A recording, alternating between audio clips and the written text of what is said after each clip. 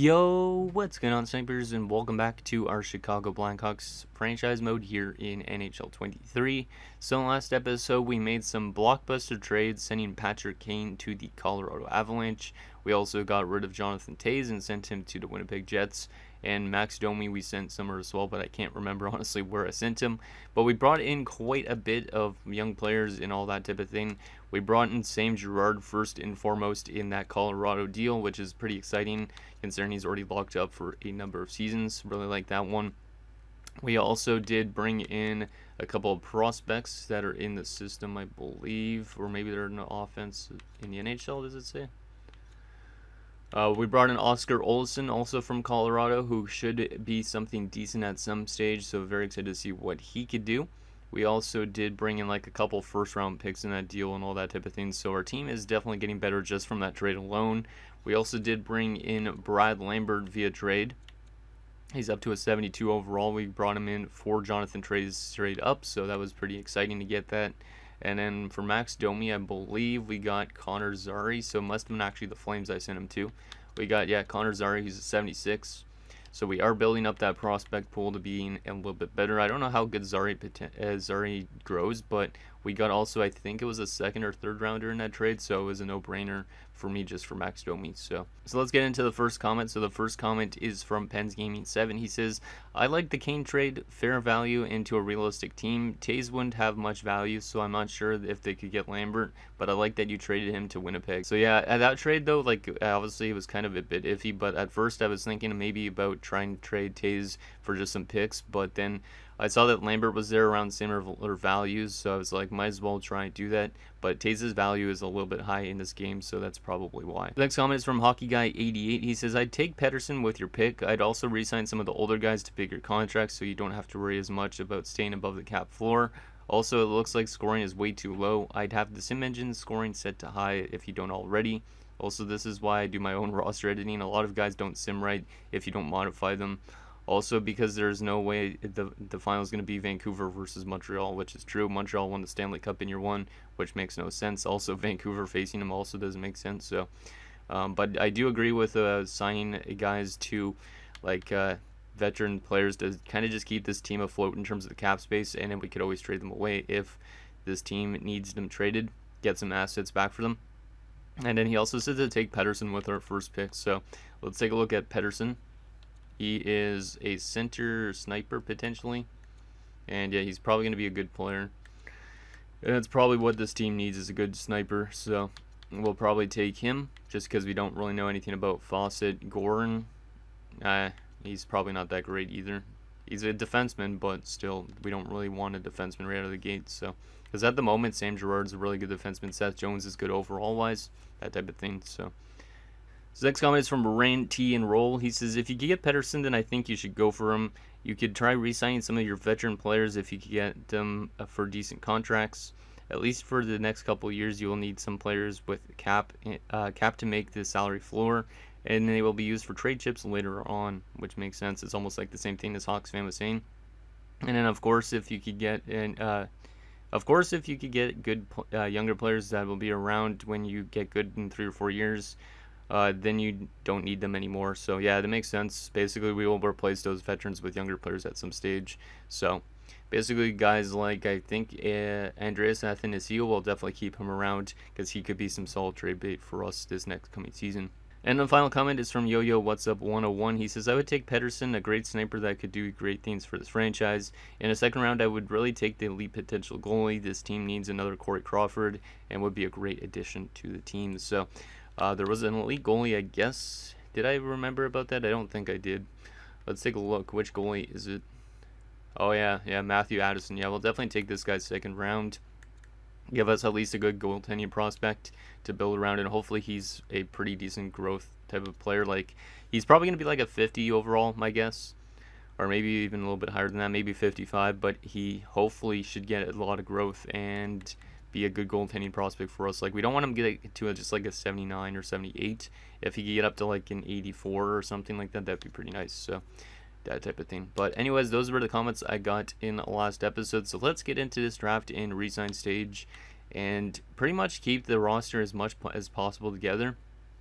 And then, like I was saying, that some of the veteran type of guys we could trade away in a couple years and all that type of thing. So we got 5th overall. Arizona's got 4th, LA 3rd, Philly 2nd, and Winnipeg has the 1st overall pick. So let's see what the Jets grab at number 1 here.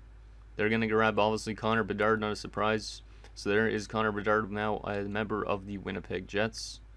That's a great acquisition for them. He gets to join Jonathan Toews and stuff like that, so Toews might head to free agency this year, who knows. Philadelphia at number 2 is going to take Matvei Michkov. Why is he a grinder? Oh, no. Did I not change his player type to a sniper? God damn it. I can't edit him in here, can I? I think I might be able to. If I can, that's good. But somehow I made him a grinder, unless it's just because we don't have him scouted as saying he's a grinder. I better not have made him a grinder accidentally. I'll have to edit that. He might simulate like a sniper still, though, anyways. But that is kind of weird. LA at number 3 is going to take Gorn, who's a 77 two-way defenseman. Not too bad. Looks actually pretty solid there for LA, and exactly kind of what LA needs. Some more defensive prospects, even though they do have like Bjornfot and stuff like that.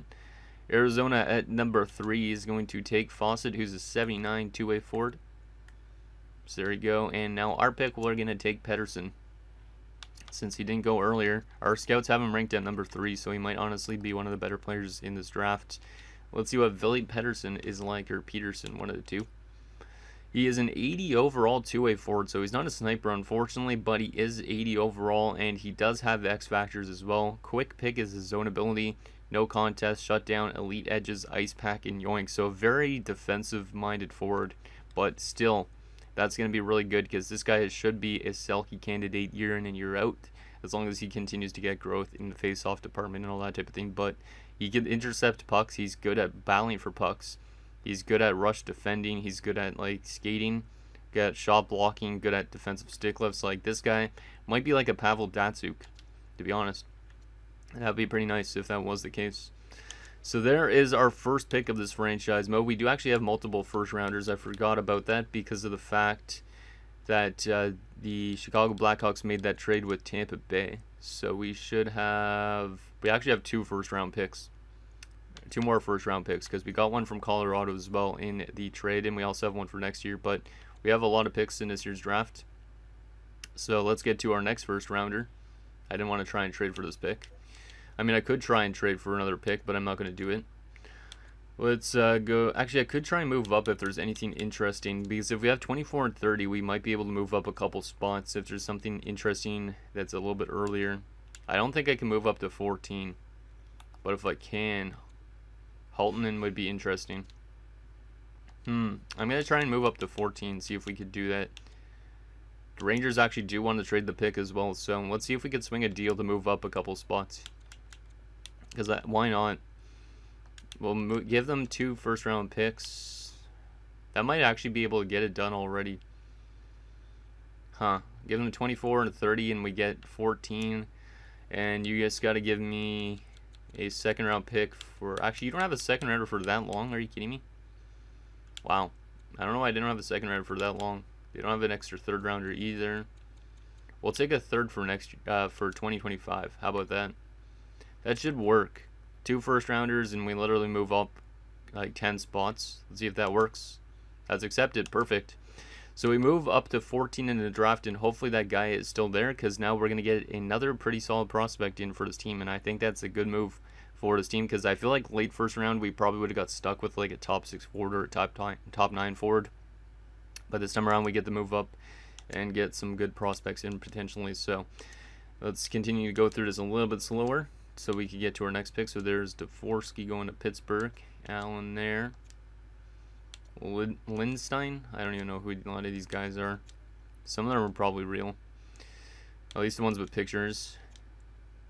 Markstrom goes there. So now we are going to get stuck with taking Haltonen, who is a guaranteed medium elite sniper. So there's our sniper. 2 years out apparently. Should be exciting. He's probably like a 70 something overall, but he's got a gem status. He's a sniper. I don't know if he's a real player, but we are going to take him as well and see how good he is. He's a 69 overall sniper, medium elite, and he's got X factors, so that was a good move for our team to move up a couple spots. Yeah, I like that. It's better than having an extra pick in the first round, to be honest. There we go. Look at that. 2 really good picks in this first round. And now we sim up to the second round where we have a lot of picks still too. Our 36th overall pick, and we get 55 and a third. No thank you. Not really worth it to fall back that far. What should we get here with the second rounder? Oh yeah, the goaltender that people were saying before.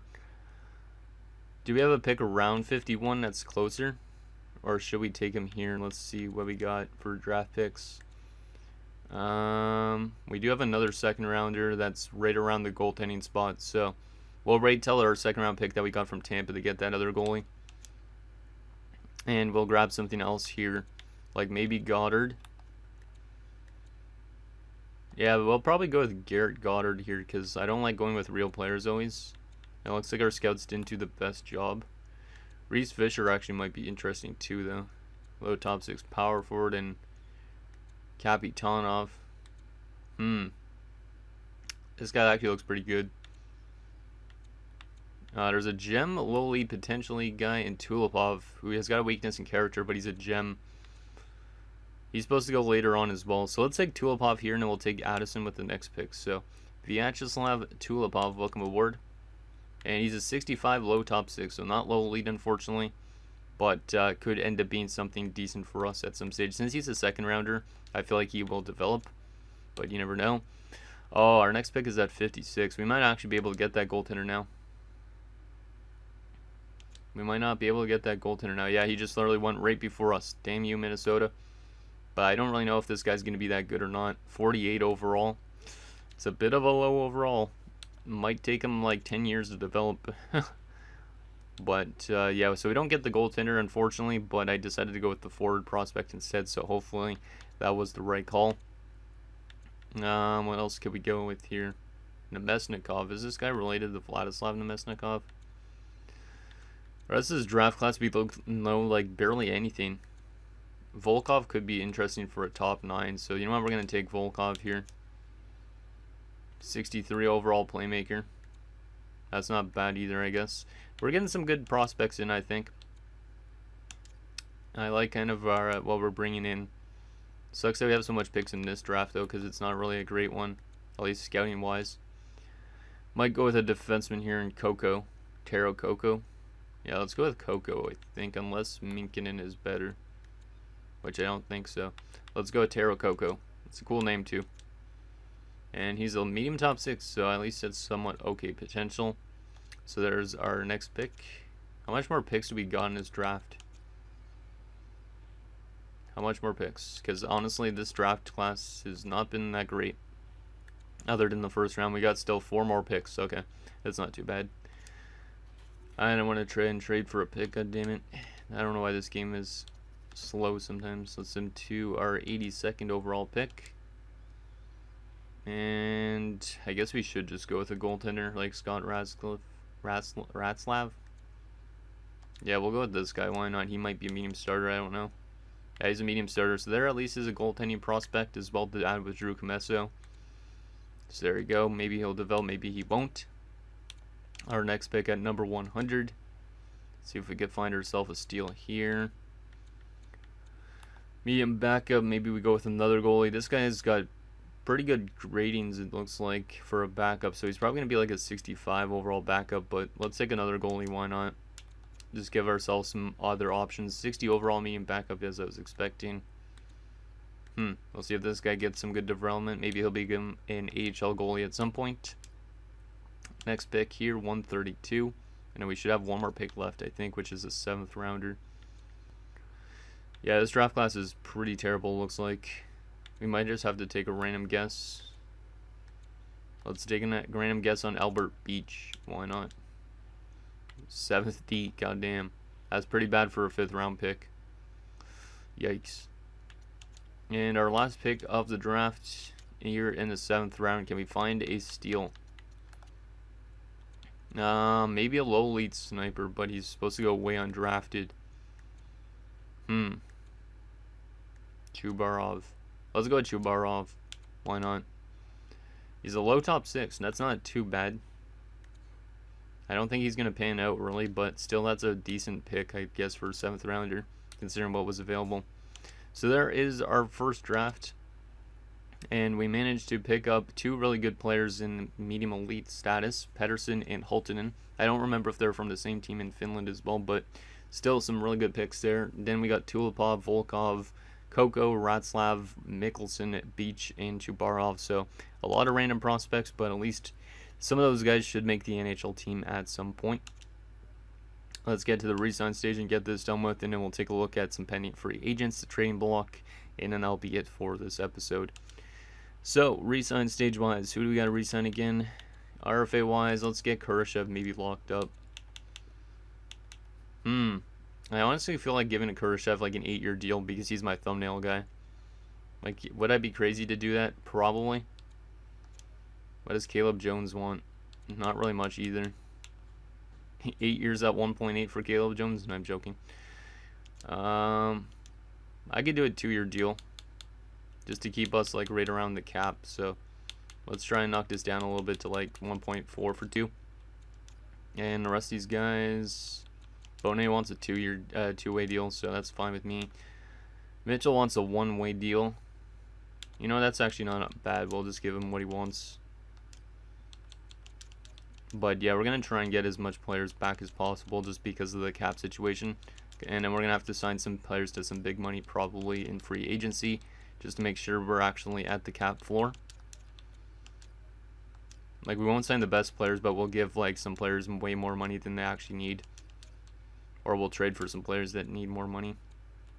And then yeah, Kurashev, I feel like I honestly want to lock him up for 8 years at that type of price. Because if we do 8 years, let me actually open up a calculator for a second. Because we will try the 85% trick and try 8-year deal for Kurashev. Because if he's a long life Blackhawk, that would be pretty decent with me. I mean, he's not the best player in the world, but he's not the worst player either. So 2.9, and we're going to times this by 0.85 and see if we can get him for an 8-year deal at 2.465. So we'll see if we can get him for 2.475 for 8 years. If we can, this is going to be literally like maybe the steal of the century, like maybe Colton Sisson-esque contract. So let's see what Kurashev says about this 8-year deal. I don't know if that's incredibly unrealistic, but I don't care really. I just want to get some of these young guys signed up long term for cheap prices before they become free agents. And I think that's a movable contract as well still because it's not too much. UFA wise, we will sign Stjernborg for the AHL, why not? I'll let go of Edsel in his replacement, and then we'll try and sign mostly everybody else back up for Rockford. Just because Rockford made it all the way to the finals, so we want to see if their team could stay together. Actually, we should let go of maybe a couple other guys as well, like Buddy Robinson. I'll try and keep Sakura and Sini. I honestly might let go of Jujar Kyra this year. Yeah, Kyra I don't think is worth bringing back. Yeah, we're going to let go of Jujar, so best of luck there, Jujar, in free agency. Jack Johnson doesn't want to come back either. He probably wants to go to a contender. Probably not really worth $2 million either, so we're going to let go of Jack Johnson. And Andreas Anastasio is definitely going to come back. We'll do a 3-year deal. Why not? And we'll give him like a little bit more than he's worth as well, just to kind of get us more to the cap floor. So we'll give him 3.5 for 3 years. And that should be good. Let's advance today to see if we get all those guys back. And let's see if we got Kurashev on that 8-year deal, because if we did, I will laugh, because I don't think I've ever done that type of contract before. We did get him. Wow, we got him on an 8-year deal at under $3 million bucks. That's pretty impressive. Obviously, there could be some cap inflation with it, though, because we are under the salary. But that is pretty decent. Let's do a 3-year deal for Caleb Jones, and let's do $2 million. You should accept that. And then we'll try and get these AHL guys back to max AHL contracts. But what a steal on that Kurashev deal. You guys are probably going to laugh at me for doing that, but I literally, why not? He doesn't produce a whole lot either, but he's our thumbnail guy. We got to keep him around at least for 8 years, you know? And those guys should accept. Yep, there you go. And did we get Jones back? Yes, we did. Okay, perfect. We have still $31 million in cap space, so we definitely need to sign some cap players this year. But Let's see what we got for our roster so far this season. So we got 1, 2, 3, 4, 5, 6 potential roster players, maybe 7 right there. 8, 9. I'd say Olsen maybe another year in the AHL, but 10 potentially. 11, maybe 12. So we might be good on forwards, but we probably could bring in somebody on the wing, especially like right wing or left wing.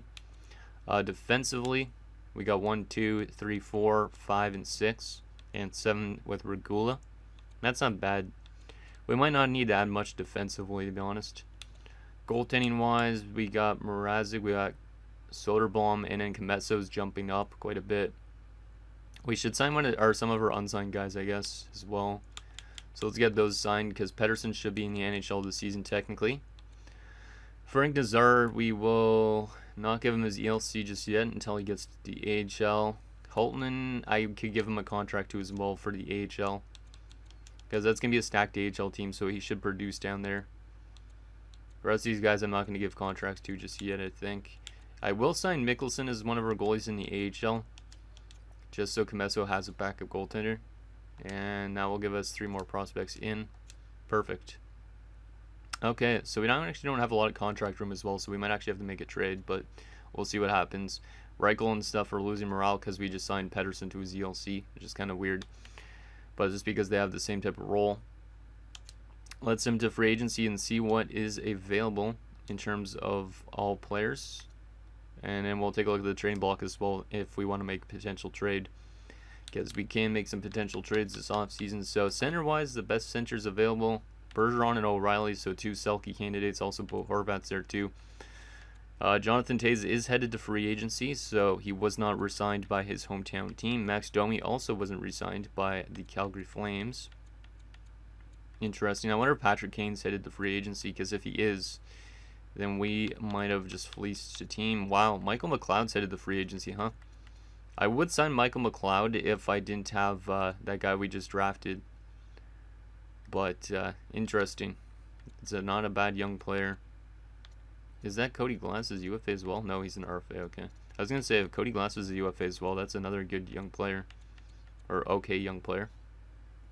Left wing wise, we got Tyler Bertuzzi is sending to free agency. Alex Killorn as well. Michael Bunting, yeah, there's some really good players headed to free agency just right away in year 1, like Denis Gurianov even. But I just don't know where we're going to slot them into our roster, but we definitely need to sign some players to big money. Like Lucic is headed to free agency. Let's give him another not 8-year deal, $8 million deal or some shit like that. Just so that way we could stay at the cap floor, and then Lucic could come in the lineup if there's any injuries, you know. Yeah, there's some actually pretty good players out there. Right wing wise, Patrick Kane got re-signed, I think, in Colorado, which is honestly pretty scary, because Colorado is probably loaded up completely on offense right now, and they're probably going to win a Stanley Cup soon with Patrick Kane, my guess. But Pavelski's a free agent, like Pozo, Dadonov. Yeah, there's really solid players in free agency. A lot of good veterans. Some younger guys like Kravtsov is a RFA at the moment, but still. What do we got for defensemen? John Klingberg, Matt Dumba. Yeah, this is a pretty good free agent pool for the first year. Artem Zub. Damn, the Sens didn't re-sign him. God damn it, Ottawa, you gotta re-sign Zub. Nick Holden's also there. Goaltending wise, Cam Talbot. Damn. Up to an 89 overall statistical growth, much. Jari's there, Varlamov. Yeah, in general, there's some really solid goaltenders out there and players in general. So that is the free agent pool. Let's take a quick look at the trading block in case you guys want me to make some trades. But we definitely need to find somebody to eat up a lot of cap space to keep this team right around the cap floor, or else we're going to run into cap situation problems. Patrick Nemeth is there. Linus Ullmark. What else we got? Travis Boyd. Just some prospects. Like Dustin Wolf was there. That's interesting, but he's a low starter, but he should be definitely like a high starter. Brent Burns, that would be good for the cap hit, but he's making like $5 million for 2 more years. Pessy's there. Slavin's there. Damn. Carolina's offloading their defensive core, which is kind of surprising. What else we got here? Ryan Suter. 2 years still on him. David Perron's still there. A lot of guys that are making a decent amount of cap space, like, or cap hit. So We could trade for players to make more cap, or we could just sign players. Spencer Knight, wow, 3 years at 4.5. Surprised Florida's offloading him. Maybe it's because he's not getting as much ice time behind Sergei Bobrovsky, unless Bobrovsky's retired already, which I don't think he was. I have Follow Fiala signed for 6 years at 7.875. There's some really intriguing players out there. Quentin Byfield's on the block. I honestly don't know why a lot of the AI teams are trying to get rid of some of these players, but I'm not going to question it. But there is players out there if we want to trade for players that are making some high cap hits just to keep us afloat for a bit, and we could trade them away in a few years. Like Matt Duchene signed to $8 million for 3 more years, but he's probably going to drop off, so he probably wouldn't be worth it. But if there's a guy that could maintain their type of overall, like Mackenzie Blackwood, for example. But some of these guys' values are probably going to drop off a lot, but there's definitely a lot of veteran players out there on the block, like Brian Ellis as well. But we don't want to be too good of a team out of the gate, so we don't want to bring in somebody too good, you know. Logan Couture's there, Barabanov, Sturm, Alex Wenberg, Brandon Tanev and his crazy eyes. Anything else? Mark Giordano, Brody, Muzzin. Toronto's offloading a lot too. John Tavares. Now that would be one that would have a lot of value going into his final year potentially. He'd be 33. But do we have the value to trade for John Tavares and the need for John Tavares? Probably not. And would it make us too good? Maybe. So I don't really know about trading for guys like that. Nick Backstrom's also available. Same with Oshie and Hartman. Eller too. Yeah, there's a lot of good players. Blake Wheeler on a 1-year contract is also available. So those are all the trade options if we want to make some trades. Final thing that I wanted to take a look at was like 1 second. Let me take a look at a roster again for a second. Yeah, with Pettersson into the lineup, we have a lot of centermen this year. Like, we have too much centers, not enough wingers. Like, some of these guys will have to play on the wing, like Dickinson. Kurashev could play on the wing. But, yeah, we definitely have a lack in terms of left wingers and right wingers this year. That's interesting. I also want to quickly take a look at Pettersson for a second. He played for a Sact, which means he didn't play for the same team as the guy we just signed for the AHL and Holton and Rent, because Holton was playing for IFK, but they're both still in the Finnish league, which is kind of neat. So Holtman's going to be one of the top players down there in the AHL, and hopefully he could break out this season. So there's that. And yeah, our defensive core might not need really any much additions, to be honest. We actually got a good amount of right-handed defensemen as well, which I kind of like. So anyways, guys, that's going to do it for this episode of our Chicago Blackhawks franchise mode. So in next episode, we'll take it to free agency. We'll also probably simulate a good chunk of the second season, and we'll see what this team could do. And obviously, we are going to try and tank again and get ourselves more good prospects in for the upcoming draft. So you guys think down below, and I'll see you guys next time.